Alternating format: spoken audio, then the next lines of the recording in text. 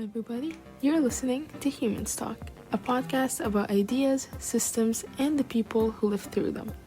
Each episode invites you into a conversation that's unscripted, curious, and designed to make you think, feel, and imagine differently.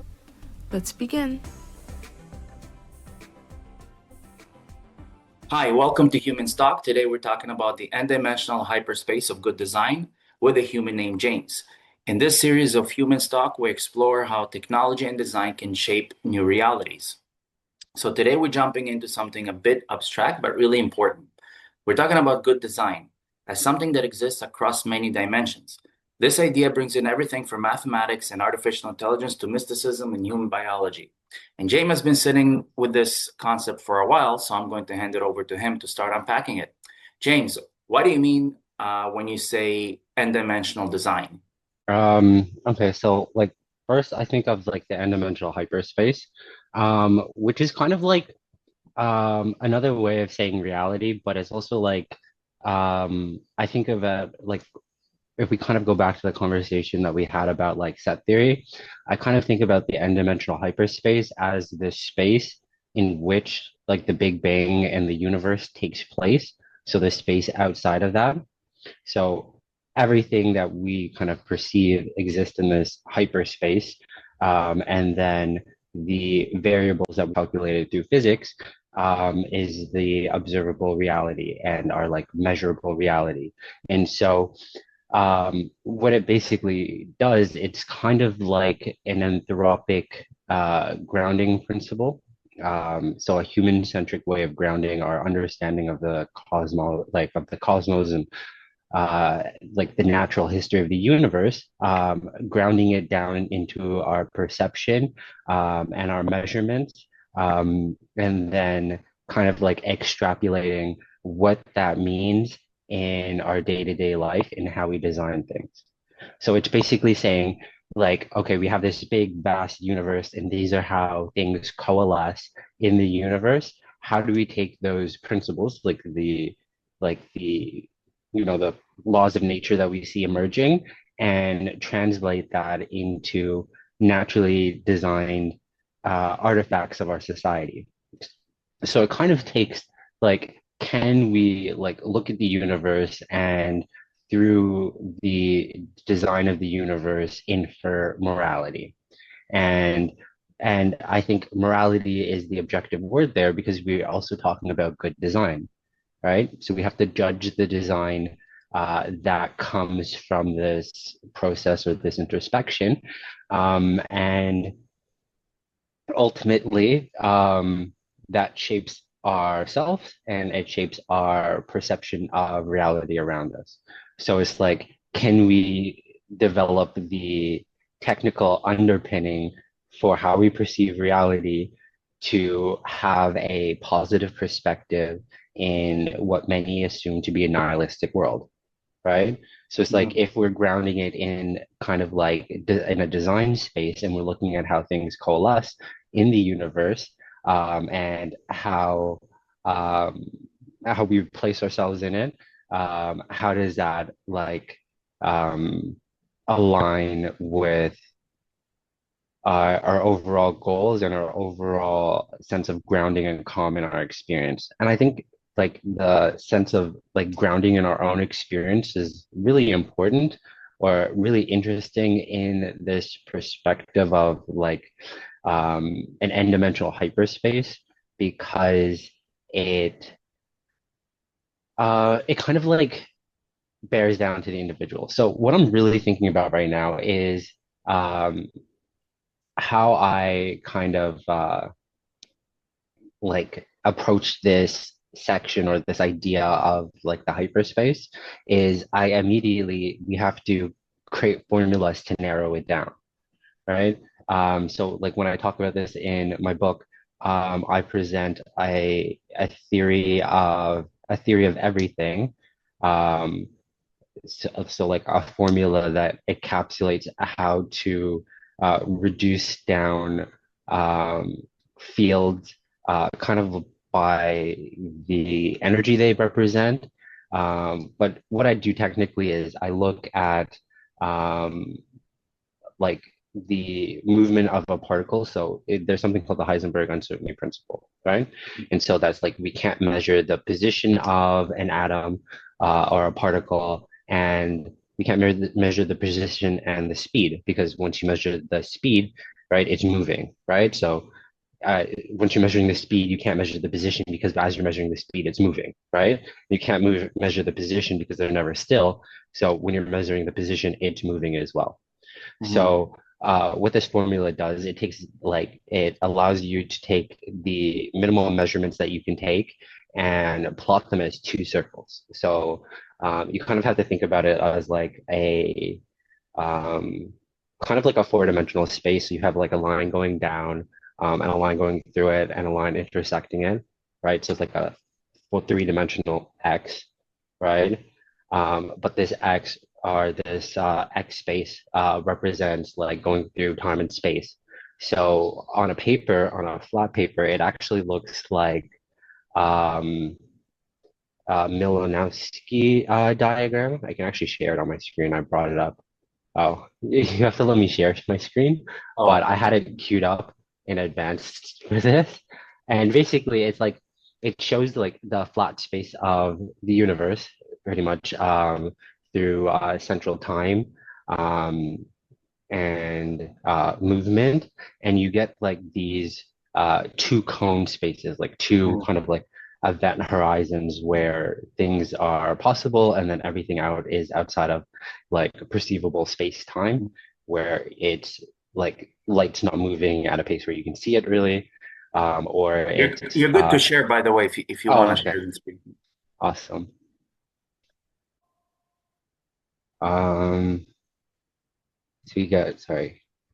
So we plot it like we have a empty space-time diagram, and we have the central space and speed, and then we're tracking velocities, and it's going to eventually come down to here where we have these two like cone sections, right? Where time is possible, and then this is kind of like outside of the event horizon. So we have these, this is kind of like possible space, and this is like possible past. Um, and so like moves from the past into the future along like the trajectories of space-time relative to like resistance and other things like this. But basically, what this formula presents is you're plotting the edges of these and making a circle, and then looking at that circle as kind of like a torus in time that goes through twist transformations at the event horizon in order to translate to the future state. And so this looks at both like the macro world and the like the quantum world to try to find a value for energy. And so, in a lot of things in like traditional physics, it's like we're mapping mass and things around energy, but we're not actually measuring energy itself. And so, what my formula does in the paper, it looks at the transformations that it goes through from going from one side of the event horizon to the other as energy field.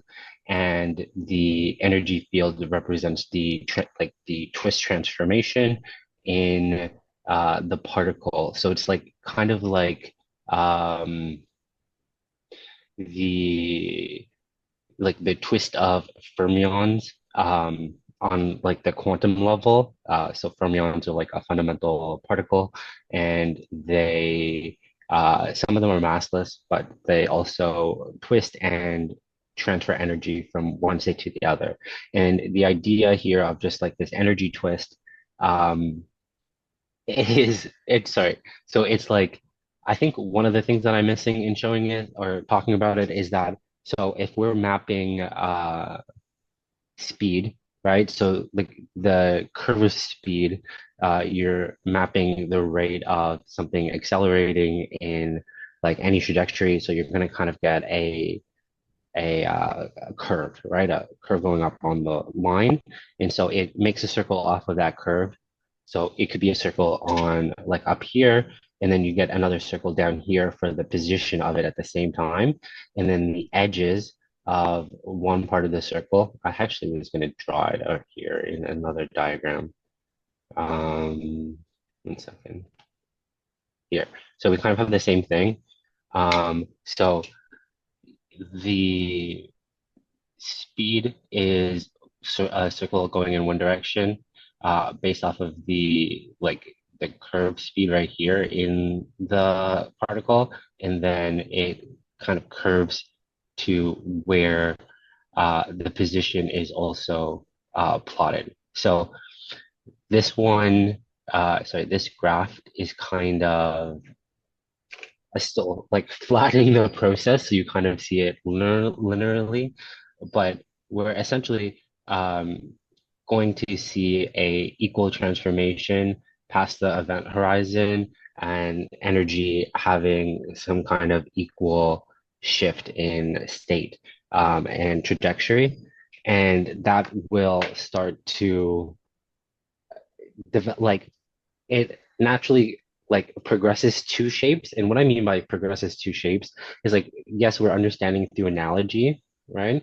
How these like things move, but the um the representation of energy passing through this system coalesces in shapes because of the corresponding like variables to track it. So you're going to, in some aspect, limit the measurements, and as you limit the measurements, it creates the shape. And so it's really saying like in the the vast n-dimensional hyperspace, as we're defining the universe, right? We're getting the shape of the observable universe, right? We're defining how particles are moving, or how we're observing them, and that gives birth to like Euclidean physics, or Euclidean physics, and then Newtonian physics in like conservation. So Euclidean physics is giving us the shape of of objects coalescing into shapes, pretty much. And then Newtonian physics is giving us how these shapes are moving and acting on each other. And then when we get to special relativity, it's looking at how these forces are these forces are pretty much emanating from the space-time, or emanating from the objects being in their form, right? So E equals mc squared in space-time, and like planets like creating their own gravitational force. That's literally them taking into account the objects being and the universe responding around it, right? It's Mhm. So like less uh it's like less yeah. abstract and more Mhm. realistic to reality, right? Because it's Mhm. taking out less variables, or sorry, it's taking out less assumptions and adding in more variables, right?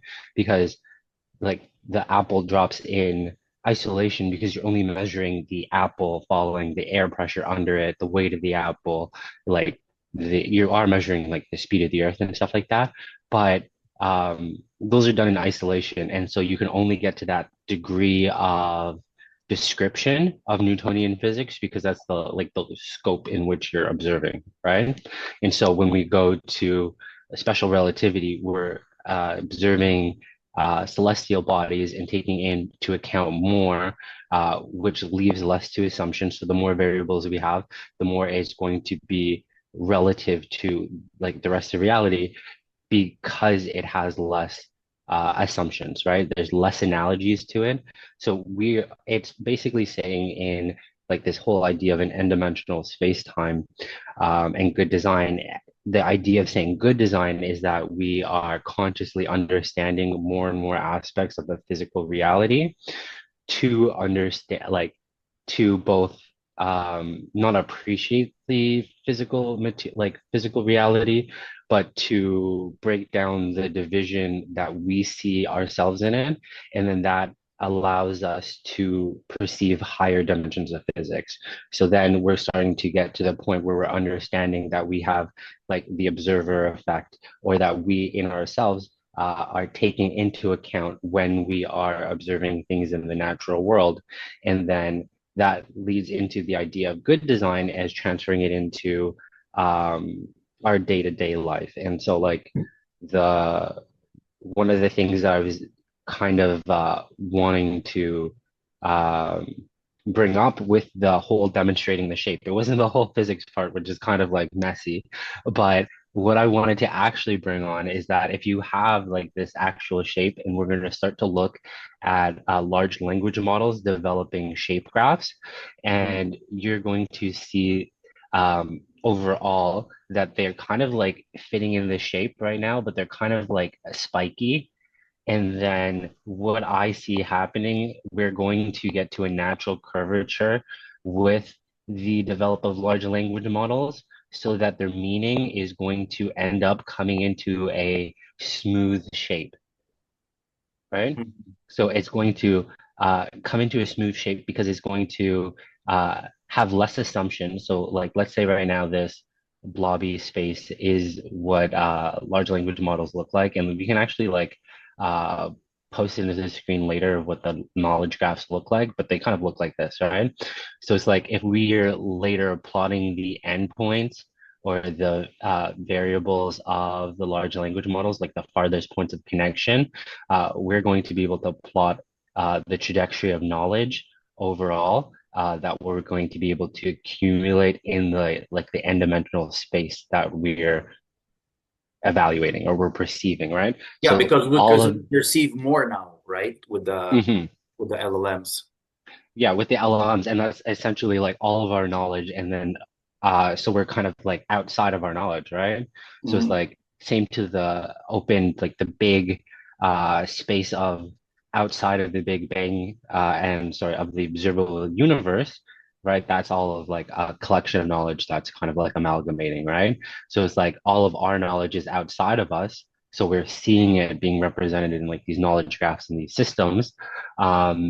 In these like various forms across like the whatever like rate not rate but kind of like the again like set theory, so like the frame rate in which you're observing the universe, it's going to have different aspects to build the knowledge graph, right? So that what I mean by saying that is that like you're gonna have inputs of people um, talking to the large language models. You're going to have servers that um, run the large language models and algorithms that process them.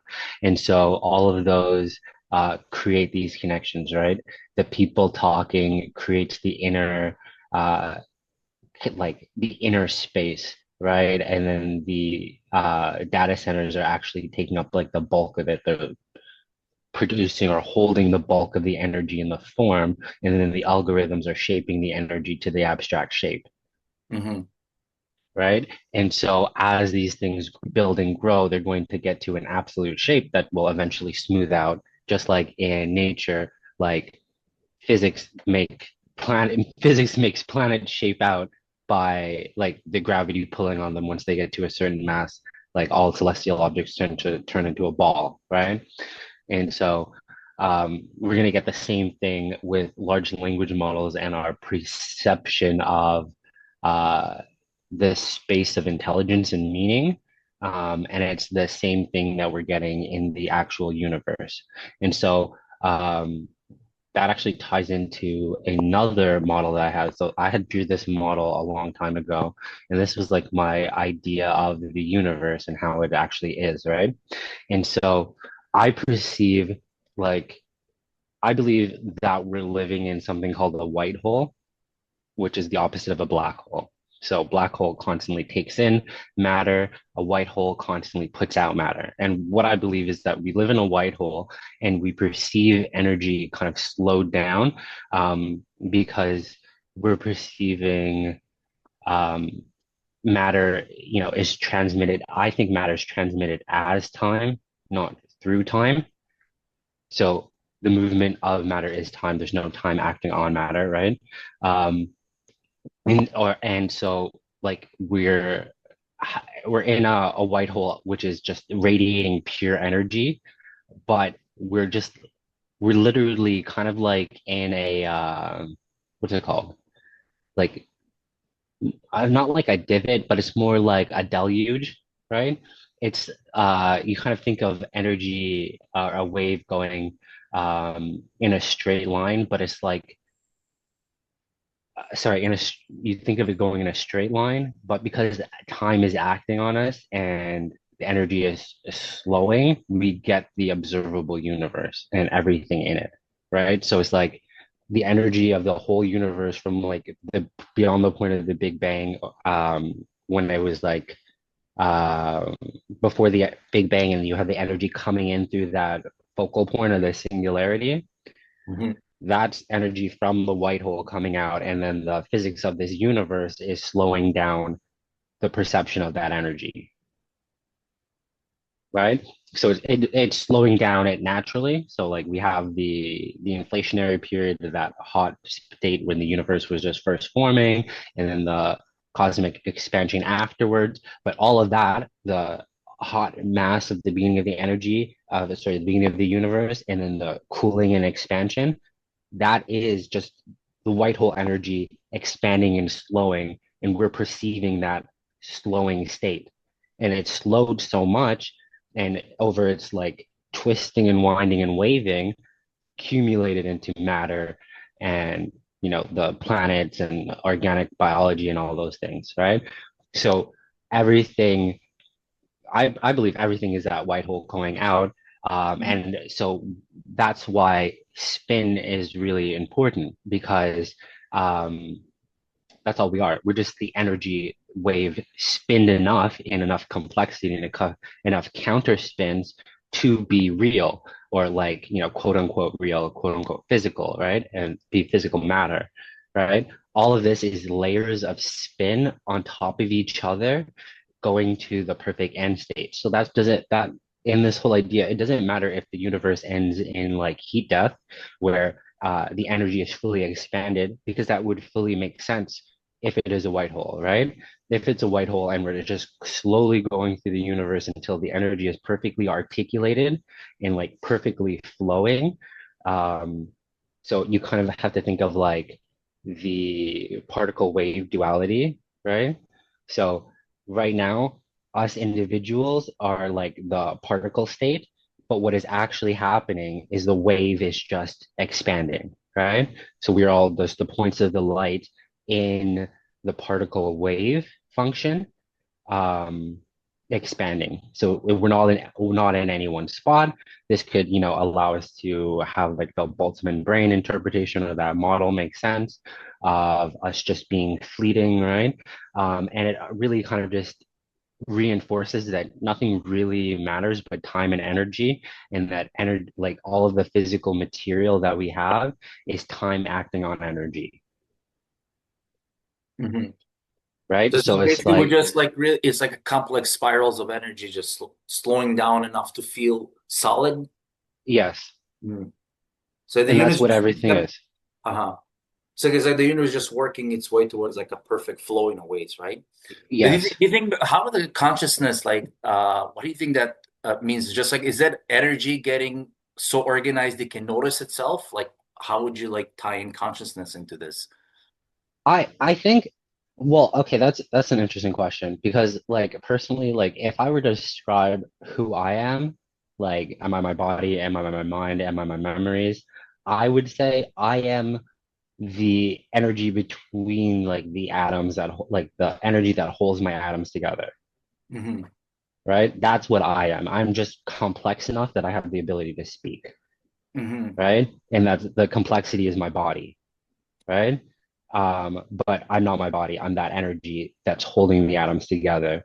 That's just, you know, complex enough in those, inner vertices or those inner, spins to, consistently get feedback. So it is kind of saying that we are kind of like a biological computer, but it's like a biological computer made of pure light. if you want to get like that. Or maybe the original energy that turned into that consciousness, just it originally had a very complex design in it, or Um, did it evolve as it progressed through and just kind of shaped into what it is in reality? I think that okay, so that kind of like ties into the why I said good design. So I think that not that there is a morality to consciousness, but it's just like pure consciousness um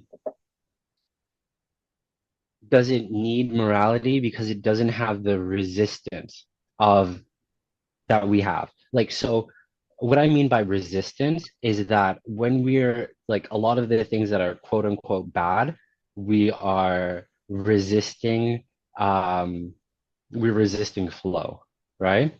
And it like, um, yeah, we're resisting flow. So like even I can think of a lot of abstract things. So people will be like, "Oh, what about this? What about this?" You know, like they give you some random like situation. So I like the first situation I'm thinking about is the abusive father.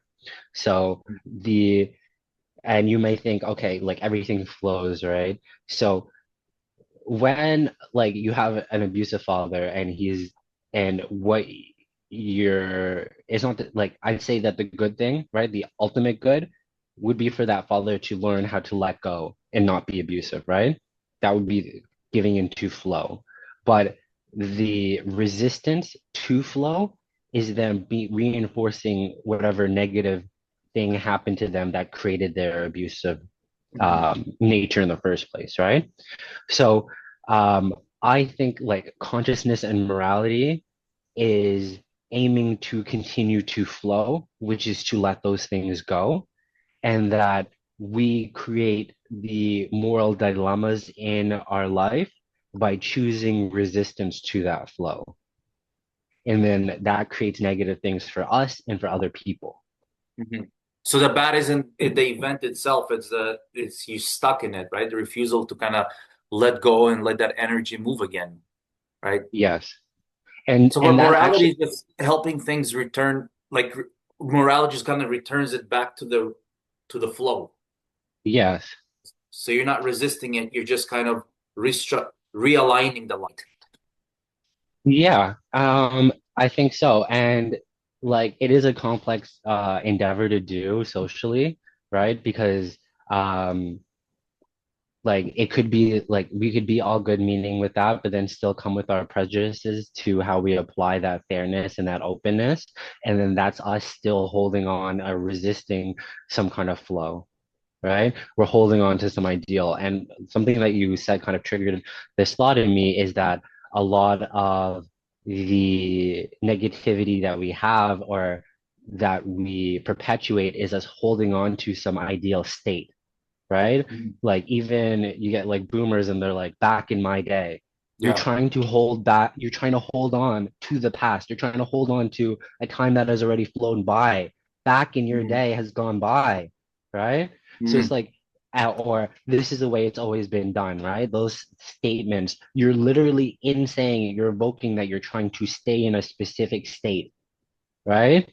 You're Mhm. not trying to flow, you're not trying to expand, Mhm. right? Yeah, Right? yeah, because you're it's like good intentions that you're forcing them through like these old filters. Hmm. Mhm. And then that's kind of how I see that this kind of like shapes into like esotericism Mhm. and um, like different traditions. Like in the Kabbalah, it talks about how um, like God is the word, right? And like the word is like how we're speaking to each other. And like when you think about how we speak, we're infusing our energy into the air and creating complex vortexes that move out and emanate from us and they expand as they emanate from us, right? Mhm. And so that in and of itself is such um a tangent representation of everything that we were talking about before, right? Mhm. From the particle physics and expanding from the Big Bang Theory and everything, is that um, the words and the intentions that we release continue to flow outside of ourselves and emanate in the world and construct the world around us. And so as we emanate the same things, right, or we say the same things and we approach it with the same meaning, we kind of elevate ourselves in society, and actually develop the society that we want to live in. And then, but the thing is, we can catch the redundancies in this system when we are prejudiced in this application of benevolence and grace to each other and how we're speaking, right? It's like if we're only speaking life into certain people, or we're refraining from speaking life into other people because of these prejudices, but we do it sometimes, you do it other people.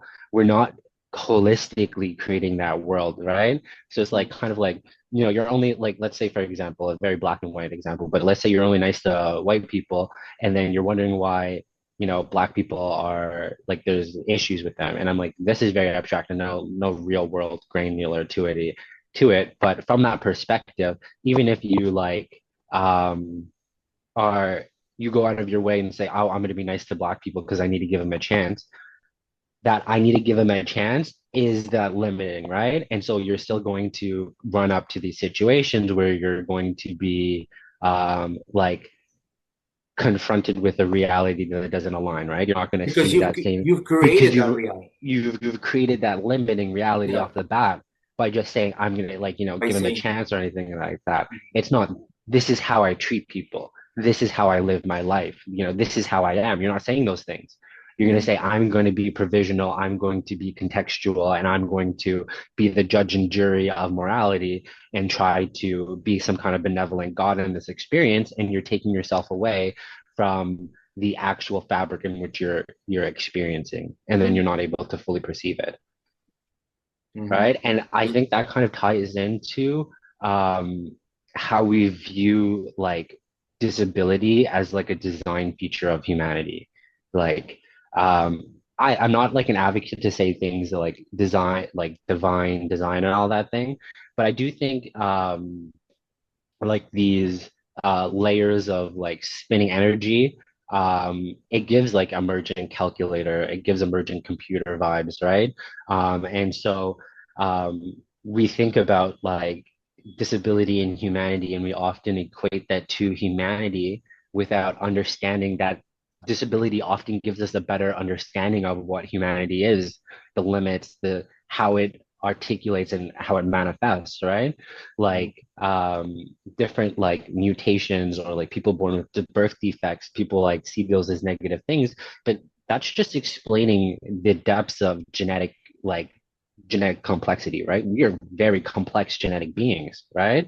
And so when we have misprint, not, I don't want to say misprints, but when we have, actually, they are technically misprints in our own genome that kind of like creates mutations and stuff like that. But when we have those misprints, it's allowing us to see these things happening, right? It's allowing us to understand our own biology, right? Our own physiology, right? And how that manifests in the world, right?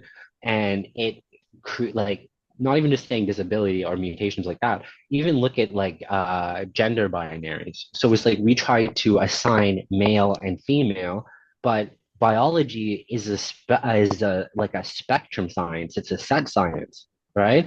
Everything in biology is by whatever like frame or container that you're looking at it by. In biology, there's no clean cut like male physiology or female physiology. There's maybe a common one or a prevalent one, but there's of course outliers, and there's going to be a huge variety, just because that's the nature of genetics, right? The only reason we have a language around biology is because we're putting things into categories and we're constantly reframing those categories, right?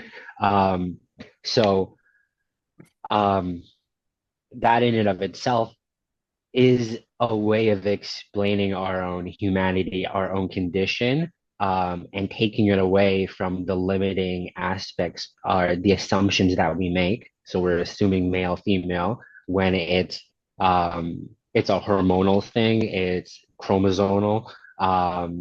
Like you can also have like you could have like chromosomes, you could be intersex, all these other things, right? Like we don't have an intersex category, but it happens, and that's it's happens commonly enough, right? Um, and or being born without extremities and stuff like that. That's just showing us how our body plans work out, right?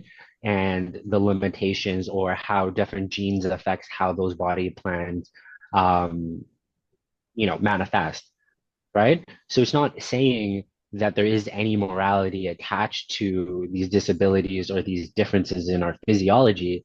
It is saying that that is actually showing us the complexity of our design, Hmm. right? And then same with diseases. Like diseases also help us show like the different aspects of our physiology and different phases of our lives, even how diseases can affect us at different parts of our lives. It's showing us that we're going through these different genetic changes and having different genetic vulnerabilities at different times, right? And how our systems are affected in the long run. If we're trying to hold on to a frozen idea of health or humanity, we will consistently be baffled by the natural world and our experience of living, and then have to go to simplistic models of morality and understanding to parse these complex things, as opposed to seeing these complex things like disease, mutations, disabilities as like invitation to live, as markers of our own humanity and what it means to be human, right? And Hmm. so that ultimately shapes our reality and allows us to reassess what good design is, right? And some people go on with the whole like, I kind of go with the whole no like divine design thing, because it allows us this grace in this design experience, right? We're not like, people will be like, oh, if there's like a design, why don't we like, why isn't it perfect or stuff like that? But it's like, if life isn't perfect, because you wouldn't experience anything, right? Like, what's the point? Like, if you're never gonna lose anything, you're never going to, feel bad. If you're never going to feel bad, why do you need a body? It's like, Right. why do you need anything if you're never going to feel bad? Like, if you want to be in constant bliss and you don't want to experience anything, Then you're you're just like, basically programmed in a yeah, way to that's just live far that worse. way. Yeah, yeah. Exactly. So it's like, you're gonna constantly be fed. You're never gonna feel hungry, right? So it's just like, if you're never gonna feel hungry, you're not gonna like go and do anything because you don't need to, right? If you're never gonna feel sad, you're just literally all of these things that people talk about in bliss or what perfect design would be. It takes away from the even point of being human or having a body. Like it literally takes away from it. Or Mhm. like never having to stress or anything. Like it's if you're never gonna like I don't understand, and I would posit anyone to explain to me how we could live in a world with no problems and no With no stressors, problem. or yeah, But what would get you up in the and morning? not even what would get you up in the morning. What would you look like? But No, actually, what would you look like? Because if you're not going to have stress, are you going to have stress when you see somebody else that looks different, that looks better, looks worse? What do mm, you look like in a perfect world, right? Does everyone mhm. accept what you look like? So does nothing ever repulse you or surprise you or intrigue you?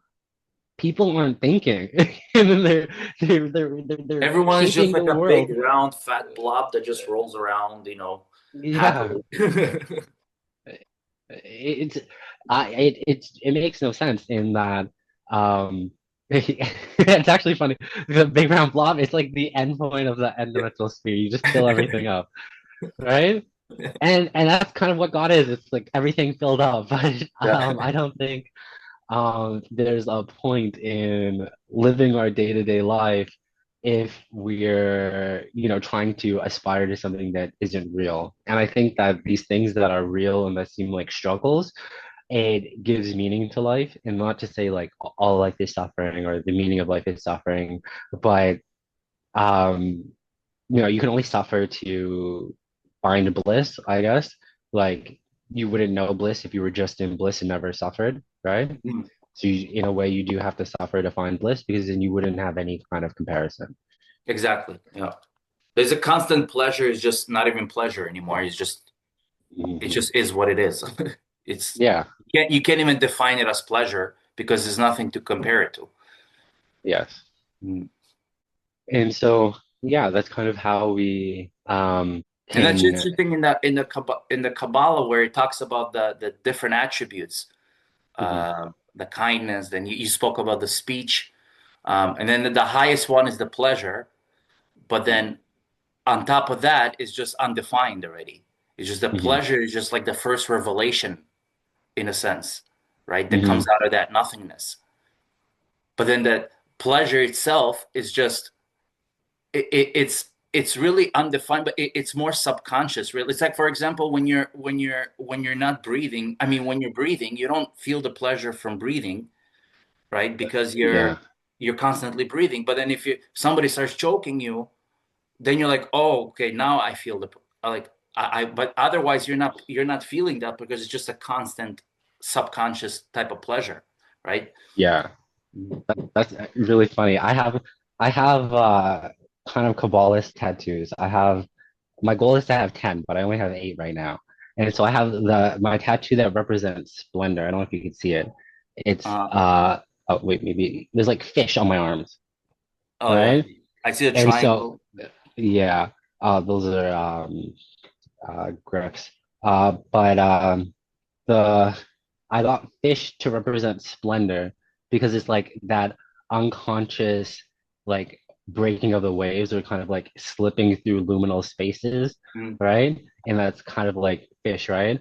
So it's like that was the idea of kind of like splendor is kind of like slipping through these like different states and you kind of go through these I kind of like states of nausea almost, mm, but I say it's nausea as like a discomfort. But it's not like a bad discomfort. It's like a discomfort that leads into pleasure. And so I guess nausea is the best way, but it's like of describing it.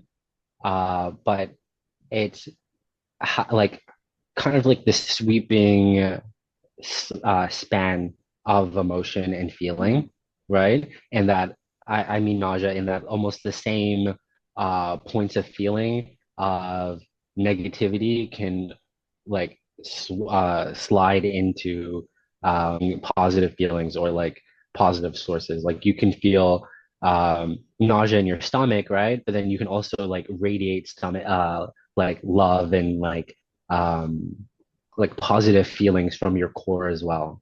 So it's mm, like both of those places as well, kind of allow us that fluidity of feeling and mm, like splendor as a connection to pleasure.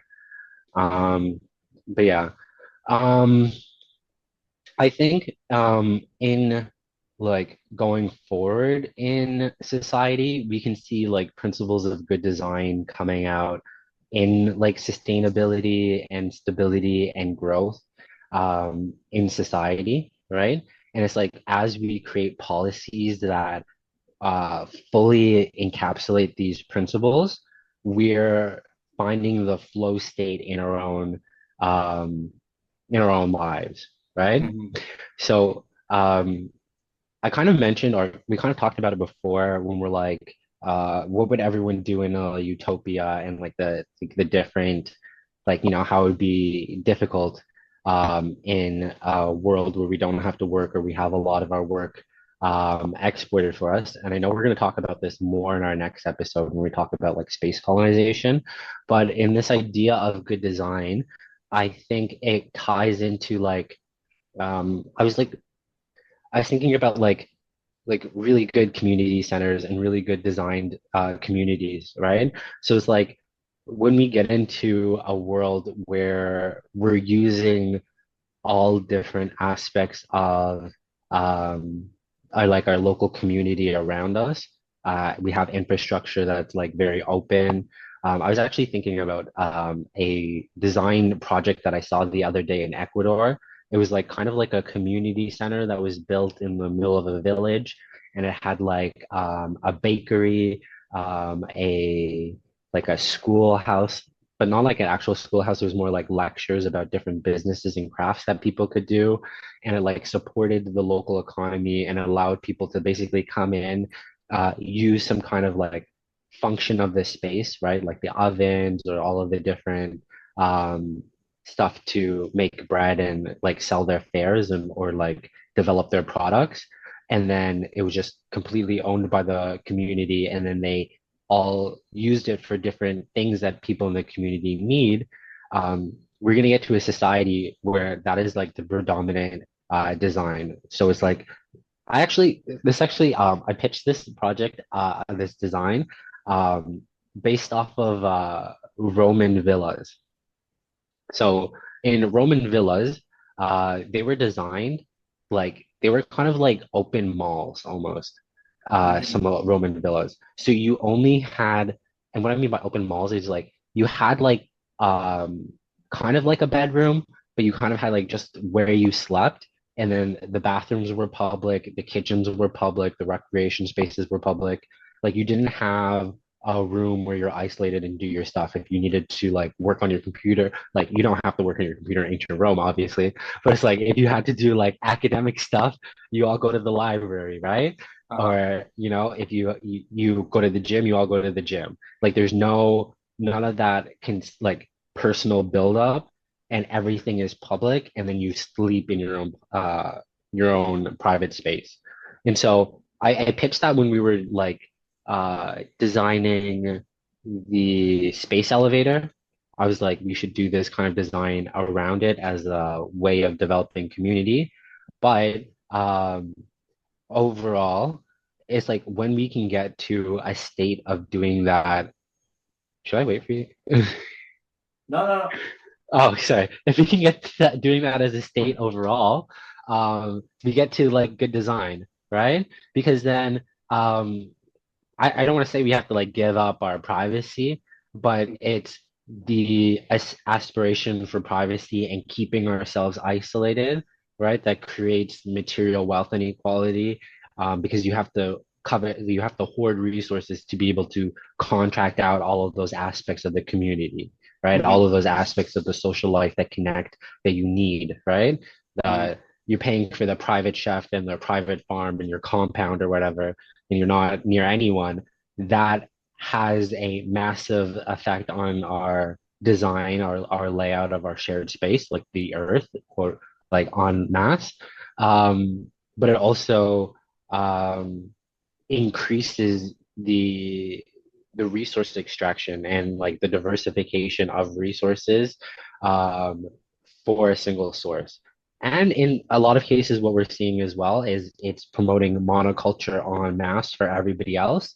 And then you Mhm. have those niche heirloom stuff for the affluent or the wealthy because they've monopolized one monocrop to everyone else because it's cheaper, effective, and it takes up more of the space, as opposed to communal space where people are growing on small lots. There's a lot of genetic diversity in seeds and stuff like that. And everyone is getting access to these, um, the benefits of nature. We're, resisting that, holding a self-imposed ideal of what has to be preserved, and then we're all suffering the ecological consequences of that, right? So we have a group of people who are preserving their privacy, preserving their disconnection from community, and that's creating instability, insustainability, and volatile growth in our economy. And it's also the perpetuation of that idea across the populace to other people, right? People don't want to dismantle the system if they think they can have access to it. So, and then they want access to it is because the social realm has been so broken down that they can't form community with people around them, and they can't do it in a sustainable way because everyone's trying to, vie for um, their own stability, right? So it turns people into like more negative and um, more self-interested and more like materialistically driven in their relationships. So we get to this point whereas we're neglecting stability, sustainability, and growth holistically, um, we're seeing issues rise up. And that's just like the concentration of wealth um, in any kind of polar sense. Like we're getting you can even look at it from like a physics perspective, right? Um, all ordered systems fall into disorder, and we're getting a high entropy system, and so a system of high decay, right? It's going to fall apart, but we're putting so much energy into maintaining it. And what is falling away or what is decaying is the natural world, right? Where what we're putting into this system to maintain it is we're putting bodies and lives into it, right? We're subjecting people to slavery pretty much in a lot of cases.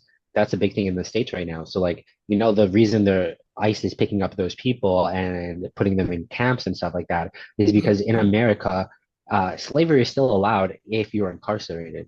So they're locking up farm workers and then making them start working on the farm while they're in detention again. But instead of paying them minimum wage, now they're paying them $1 a day through prisons. And that's how, like, in Alabama, you can be in prison and working in Popeyes. Hmm. And that's literally they lock people up in Alabama and then they rent them out to Popeyes, hotels, all these other places. Um, and they pay them $1 a day. And Hmm. so I wonder if that's that only the is, southern states or like oh the, no, it's everywhere in oh yeah. America. Huh. Yeah, it's slowly it's growing. Um, and that's how like they even do it in New York. Um, yeah, it's growing. It's how they sustain the high entropy system, right? Like the source or the energy that that's decaying is the earth, but the apparatus or the framework that is resisting the entropy is human lives. Hmm. Yeah. Yeah. So that's not cool. Yeah. Uh, It's, but it's entropy trying to fix entropy. exactly. Yeah. Um, yeah, and so it just ultimately won't work out. And I think, it um I've said a lot in my personal life is that I think like systems like that, like wealth inequality is why we get such many conspiracy theories and like crazy conspiracy theories, is because we're taught that, we live in a democracy, everyone has a choice, it's a meritocracy, but then people buy votes, gerrymander, change the elections, and then suddenly everyone thinks there's lizard people. Like, like, like, like, it doesn't make sense. Well, you try to But make sense of things, right? Because since don't things don't make sense, things become complicated. You hear one thing, you see another thing, and then you want to yeah, make sense of the world, and yeah, the lizard people come into yeah. reality. Reality. It's just like no, it's like we're not actually in the system that we're described to you, right? We're not living in democracy. Let's do these steps to get there. Because Mhm. and I think that in and of itself, it frees us from a lot of the social harms. Like, I'm aware that the whole like lizard people thing, that's like a whole like anti-Semitic like thing, right? But it's like um we we're holding on to ideas and like frames that hold us back as a society, right? So it's like as long as we let go of those perceptions from all perspectives, right? We're not holding on to any perspective there. We're treating each other equally. We're seeing opportunity in being community, like true community with each other, and then those things fall away, right? Um, I don't see anyone like needing to start a race riot when everyone's, paid and fat and well. You know what I mean? Everyone's happy. No one needs to be doing that. And then, Well, then it's gonna be it, he's got a bigger portion than me, and he's got a yeah, smaller portion. and yeah, no, that definitely comes up. But I think that in and of itself too, that has to do with grounding. Um, and not like grounding in um like a spiritual sense. It's just like also um decoupling from the movie perspective of life, like, he has more than me, she has more than, or, all these other things. It's kind of understanding that we're all differently endowed and we all have different requirements. And as long as we're all meeting our base requirements, and then I think as long as we all have the opportunity to grow and contribute meaningfully, then we really can't complain about other people having more, right? It's Mhm. like, it's not even saying, oh, like he has more because he did X, Y, and Z. It's more like when we get to the point where you're saying he has more, can we be like, okay, then you can do X, Y, and Z and get more? Mhm. Or these are the issues that are plaguing people. How about you solve them? And then of course we'll give you more, right? It's not that you're just based off entitled to get what other people have, Right. right? It's how are we contributing to the community? The community already gave you like the like the your piece of share. He has two pieces because he went out and made another share. How do you make another share, Mhm. right? And I think, like, as long as we're orienting in a society that supports people doing that and supports people making that other share, um, we're gonna get there. But it's Mhm. also like it's looking at how that like original share that other person made is distributed, right? So it's like, are we disproportionately rewarding people? Like, I honestly think like there's a point where I think it's like too big of an innovation. Like people can innovate so much or too much to the point where their inventions aren't their own anymore, right? Mhm. So it's like if we're still in like the age of like when Alexander Graham Bell made the telephone, right? Like we know now telephone's critical. Everyone needs a telephone, right? But it's like and you have patents for a while that protect your ability to commercialize on that. But there's a point where that design is too fundamental for society for you to have all of the rights to it, right? Mhm. And I think as long as we're able to set up those thresholds responsibly, like we'll still get innovation. People innovate all the time.